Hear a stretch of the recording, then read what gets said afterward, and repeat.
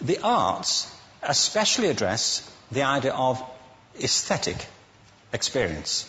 An aesthetic experience is one in which your senses are operating at their peak, when you're present in the current moment, when you're resonating with the excitement of this thing that you're experiencing, when you are fully alive. An anesthetic is when you shut your senses off and deaden yourself to what's happening. And a lot of these drugs are that. We're getting our children through education by anesthetizing them. And I think we should be doing the exact opposite. We shouldn't be putting them asleep. We should be waking them up to what they have inside of themselves. But the model we have is this. I believe we have a system of education that is modeled on the interests of industrialism and in the image of it. I'll give you a couple of examples. Schools are still pretty much organized on factory lines, ringing bells, separate facilities, specialized into separate subjects.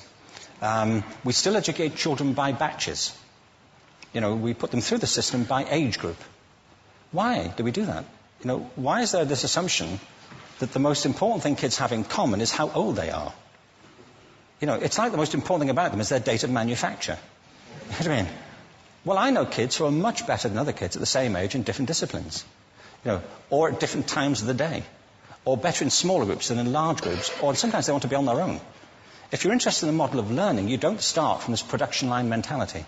It's essentially about conformity, and increasingly it's about that as you look at the growth of standardized testing and standardized curricula. And it's about standardization. I believe we've got to go in the exact opposite direction. That's what I mean about changing the paradigm.